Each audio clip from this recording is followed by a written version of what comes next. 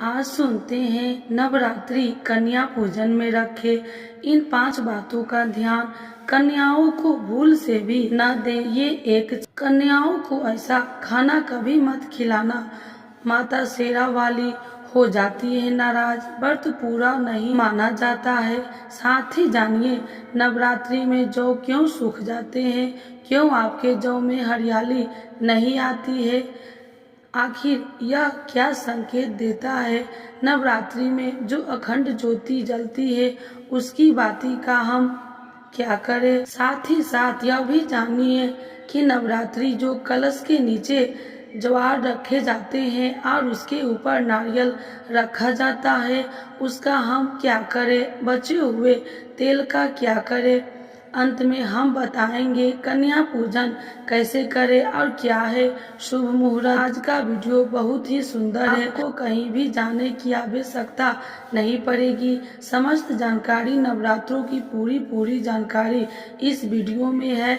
खासकर कन्या पूजन कैसे करना है, सप्तमी कब है, अष्टमी कब है, नवमी कब है, समस्त जानकारी इस वीडियो में हम आपको दे रहे हैं। जो भक्त सच्चे दिल से माता रानी की पूजा आराधना करते हैं और उनकी भक्ति में लीन हो जाते हैं तो माता रानी उनकी सच्ची भक्ति से उनकी पुकार अवश्य सुनती है। जो इच्छाएं उनके मन में होती है माता रानी वह सब कुछ देती है जो उन्हें चाहिए होता है। माता लक्ष्मी दोनों हाथों से धन की वर्षा करती है। माँ दुर्गा उसी पर अपनी कृपा दृष्टि बनाती है जो नवरात्रों में खास तौर पर माता की सेवा में लगा रहता है। देखिए, माता की सेवा में आपको बिल्कुल भी कंजूसी नहीं करनी है। दिल खोलकर माता रानी की सेवा करें, जितना हो सके माँ को प्रसन्न करने में लग जाए। साल भर के इस त्योहार में माता धरती पर आती है और उसी पर कृपा दृष्टि बनाती है जो माता को सच्चे हृदय से प्रसन्न करता है। उसे रंग से राजा बनाकर ही जाती है, फिर चाहे वह राजा हो या भिखारी। माँ की नजरों में वह सबसे बड़ा होता है जिसकी भक्ति में प्रेम, आस्था और माँ के प्रति सच्ची लगन हो। इसीलिए माँ की भक्ति में आनाकानी न करे। दोस्तों, एक बार सच्चे हृदय से कमेंट बॉक्स में लिखे जय माता दी और हमारे चैनल को सब्सक्राइब करें, बेल आइकन जरूर दबाएं और कमेंट बॉक्स में अपनी राय भी दें। दोस्तों, सबसे पहले बात, नवरात्रि में हम एक माटी के प्याले में जौ भरते हैं ताकि हमारे घर में सुख शांति बनी रहे और माता प्रसन्न हो जाए। जौ जब हरे भरे होते हैं तो घर में हरियाली आती है और सुख समृद्धि की प्राप्ति होती है। जब जौ हरे भरे होते हैं तो समस्त देवी देवता खुशियां मनाते हैं और घर की उन्नति के लिए कामनाएं करते हैं, आशीर्वाद देते हैं। हरे भरे जौ में साक्षात माता रानी अपने 9 रूप के साथ खेलती है और घर में सुखों की बारिश होती है तथा धन की वर्षा होती है। जिस घर में जौ के अंदर से हरियाली नहीं आती वो उस घर में पहले ही पता चल जाता है कि अब आपके घर में गरीबी आने वाली है तथा परेशानियां आने वाली है, क्योंकि अपने पूजा पाठ में कोई ऐसी गलती कर दी होगी जिसके कारण जौ में हरियाली नहीं आ पाई है। देखिए, आपको बता दे, हैरानी वाली बात यह है कि बिना पानी के माटी में जौ डालते ही उग जाते हैं, वह भी बिना देखभाल के हरियाली उसमें निकल आती है। जब हम कलश स्थापना करते हैं और जौ उगाते हैं तो यह बहुत ही सोचने समझने वाली बात है कि आपके देख रेख में जबकि आपने पानी बराबर डाला, परिवार में अच्छे से देखा, फिर भी ऐसा होने के बाद भी उसमें जौ न उगे और हरियाली न निकले तो समझ ले साक्षात माता रानी आपसे नाराज है, क्रोधित हो चुकी है। माता रानी अपनी संतान को सदैव माफ कर देती है। आप सच्चे हृदय से माता रानी से माफी मांग ले। माता करुणामयी है और अपने भक्तों को, अपने बेटे को वह सदैव माफ करती है। जो मैं कम हरियाली आना मतलब घर में धीरे धीरे खुशियों का वास होगा। ज्यादा हरियाली आने पर धन की वर्षा होगी, तेजी से व्यापार दिन दोगुनी रात चौगुनी बढ़ेगा। कई लोग जौ में डेली पानी डालते हैं, जो कि गलत है। इसमें पानी नहीं डाला जाता है, बल्कि पानी का छींटा मारा जाता है, इसीलिए जो सड़ जाते हैं, खराब हो जाते हैं। ऐसा न करें, इसी कारण हरियाली नहीं आती है। ज्यादा पानी डालने से ये खराब हो जाते हैं। दोस्तों, जब हम आपके घर में हरे भरे हो जाए, तब इसमें चांदी का सिक्का या 1 रुपये का सिक्का जरूर डालें। सिक्का डालने से माता रानी प्रसन्न होती है और आपके घर में धन का आगमन होता शुरू हो जाता है। दोस्तों, नवरात्रि समाप्त होने के बाद हरे भरे जौ का क्या करें, आइए जानते हैं। पहली बात तो यह है कि इसमें जो अपने 1 रुपये का सिक्का डाला है, उसे आप अपने धन रखने के स्थान पर रख ले। इसमें धन में बढ़ोतरी होगी। दोस्तों, और अंत में नवरात्रि समाप्त होने के बाद इन जौ में से थोड़े पत्ते माता रानी के प्रसाद के स्वरूप में पूरे परिवार को खिलाएं। इसके पत्ते खाना बहुत ही शुभ और मंगलकारी माना जाता है। इसे जो भी खाता है वह जल्दी बीमार नहीं पड़ता। बाकी बचे जौ को आप गंगा में विसर्जित कर दे या नदी की धारा में छोड़ दे। इससे आपका व्रत संपूर्ण और सफल हो जाएगा।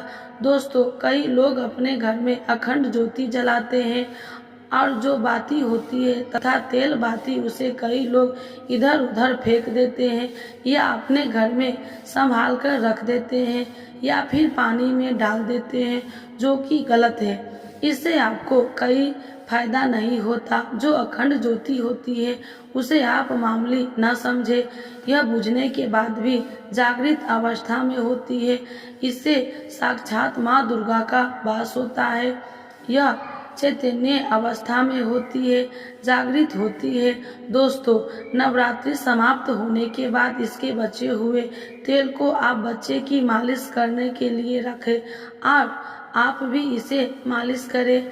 इससे आपकी सभी बीमारियां दूर हो जाएगी और आपके ऊपर सकारात्मक ऊर्जा का संचार होगा। दोस्तों, नवरात्रि में जब कलश स्थापना की जाती है तो कलश के नीचे ज्वार जरूर रखे जाते हैं और कलश के ऊपर एक नारियल भी रखा जाता है। ऐसे में हम इन दोनों चीजों का क्या करें, आइए जानते हैं। सबसे पहली बात, कलश के ऊपर जो नारियल होता है उसे आप कन्या पूजन में तोड़कर कन्याओं को बांट दे और आप भी माता रानी के प्रसाद के स्वरूप में खा ले। आप चाहे तो नारियल साबुत ही गंगा में विसर्जित कर दे। दोस्तों, आप जो कलश के नीचे चावल रख जाते हैं उन्हें आप थोड़ी हल्दी में पीला करके एक लाल कपड़े में बांधकर अपने घर रखने के स्थान पर रख ले या अपने पर्स में रख सकते हैं। इससे तेजी से धन बढ़ता है, आप माता लक्ष्मी की कृपा प्राप्त होती है। और बाकी चावल आप पक्षियों को डाल दे या गंगा में विसर्जित कर दे। जो कलश और जौ होते हैं उन्हें आप गंगा में विसर्जित कर दे। ऐसा करने से नवरात्रि का संपूर्ण फल प्राप्त होता है और व्रत रखने का फल शीघ्र ही मिलता है। दोस्तों, आप भूल कर भी यह गलती कभी मत करना। गंगा में कचरा, धूप बत्ती के डिब्बे, माचिस के डिब्बे भूल कर भी मत डालना। सड़े गले फूल गंगा में नहीं डालना चाहिए। इससे उल्टा व्यक्ति नरक में जाता है और परिवार में गरीबी का वास हो जाता है। गंगा मैया क्रोधित हो जाती है और श्राप देती है, इसीलिए ऐसा घोर पाप कभी मत करना। इसके पीछे एक कथा है। जब गंगा मैया भगवान शिव से शिकायत लेकर पहुंची, तब भगवान शिव ने कहा कि जो मनुष्य गंगा को मैला करेगा वह कभी पवित्र नहीं कहलाएगा, वह हमेशा नरक में भटकता रहेगा, उसे मोक्ष प्राप्त नहीं होगा, वह नरक के भांति इसी पृथ्वी लोक में भ्रमण करता रहेगा। इसीलिए गंगा को मैला नहीं करना चाहिए, नहीं तो आपका समस्त पुण्य नष्ट हो जाएगा।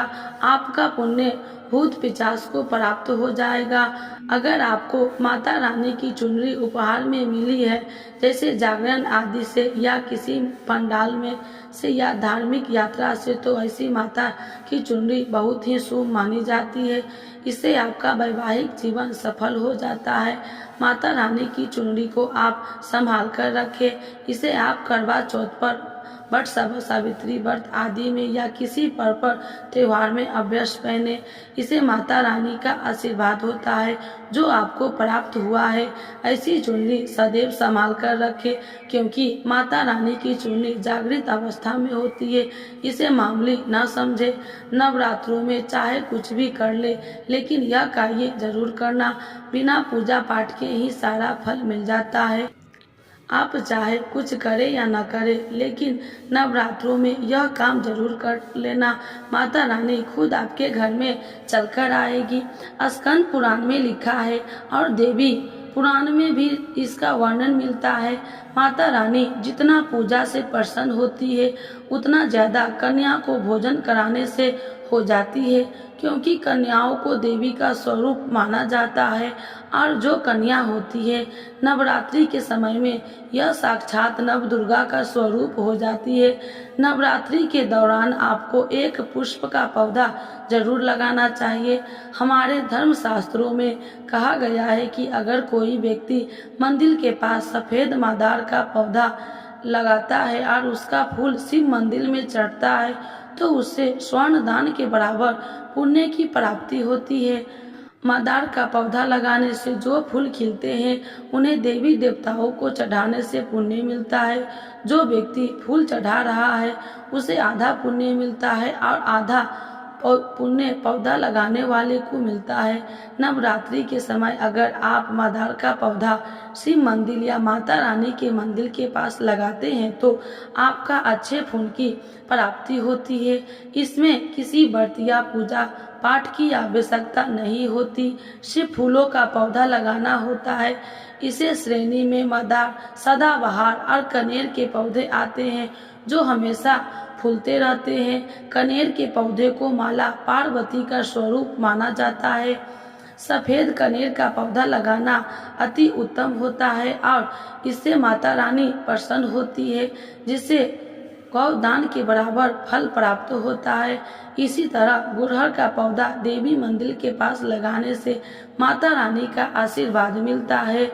गुड़हल के वृक्ष पर साक्षात माँ जगदम्बा का वास होता है। अगर नवरात्रि के दौरान आप गुड़हल के फूल की माला पिरोकर माता रानी को चढ़ाते हैं, तो आपकी समस्त मनोकामनाएं पूरी होती है। अगर आप नवरात्रि के दौरान व्रत नहीं कर पा रहे हैं, तो भी गुड़हल का फूल चढ़ाने से व्रत का पूरा फल मिलता है। माना जाता है कि अगर किसी व्यक्ति ने नवरात्रि के समय गुड़हल का पौधा लगा दिया और उसके फूल देवी देवताओं को चढ़ गए, तो उसे व्यक्ति के माता रानी आजीवन आशीर्वाद देते हैं और कभी निर्धन नहीं रहने देती।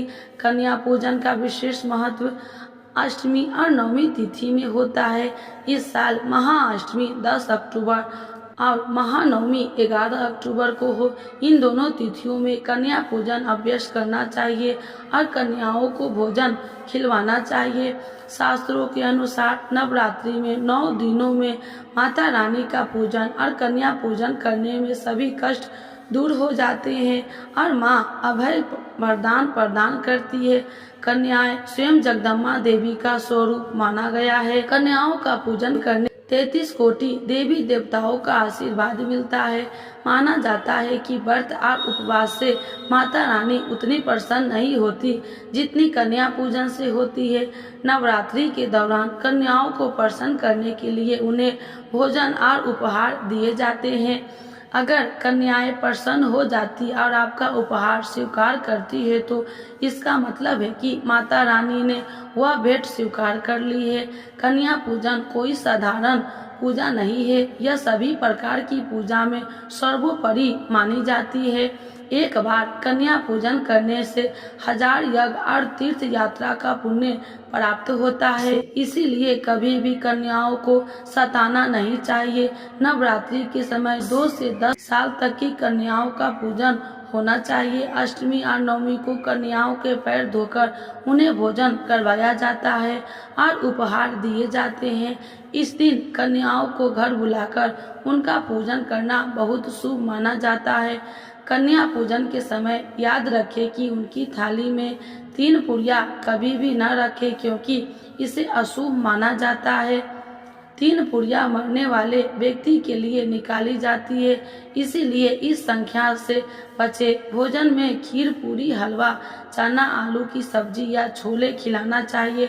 माता रानी को खीर, हलवा, पूरी और छोले प्रिय है, लेकिन लहसुन और प्याज का उपयोग कभी भी नहीं करना चाहिए। कई लोग कन्याओं को कुरकुरे और चिप्स जैसे पैकेट देते हैं, लेकिन यह घोर अनर्थ माना जाता है, क्योंकि इनमें लहसुन और प्याज का इस्तेमाल होता है। इसमें आपका व्रत खंडित हो सकता है और माता रानी क्रोधित हो सकती है, इसीलिए कन्याओं को डिब्बा बंद चीजें देने से बचना चाहिए। कई लोग कन्या पूजन में खाना घर पर ही नहीं बनाते और मार्केट से रेडीमेड लाकर ही खिलाते हैं तथा दही जलेबी खिलाते हैं, जो कि शुभ नहीं माना जाता है। माता रानी दही जलेबी नहीं, आपके हाथों का बना भोजन खाना चाहती है, आपका प्यार चाहती है। फिर चाहे आपका घर में एक ही पूरी क्यों न बनाए माता रानी के लिए, पर आप स्वयं ही अपने हाथों से माता रानी को भोजन खिलाए। खासकर नवरात्रों के दौरान घर में पक्का खाना अवश्य बनाना चाहिए। माता रानी बहुत प्रसन्न होती है। घर का बना पक्का खाना ही कन्याओं को खिलाना चाहिए। हमेशा याद रखें, कन्याओं को प्लास्टिक के बने दोने में रखना नहीं चाहिए। ऐसे फिर से प्लास्टिक के बने दोने में खाना नहीं खिलाना चाहिए। ऐसा पूजा पाठ के लिए शुभ नहीं, अशुभ होते हैं, क्योंकि प्लास्टिक के ज़्यादातर बर्तन जो होते हैं जानवरों की हड्डी द्वारा बनाए जाते हैं, इसीलिए ऐसा आप मत करना। क्योंकि कन्याओं को हमेशा स्टील के बर्तन या पत्ते से बने बर्तन में ही भोजन कराना चाहिए। ये बहुत ही शुभ माना गया है। अगर पेड़ के पत्ते में भोजन कराते हैं तो माता अभय प्रदान करती है। नवरात्रि के दौरान शुक्रवार का दिन अगर कन्या पूजन में पड़ता है तो उसे दिन कन्याओं को खट्टी चीजें नहीं खिलानी चाहिए। यह दिन माता संतोषी को समर्पित होता है और माता संतोषी खट्टी चीजें से रुष्ट हो जाती है।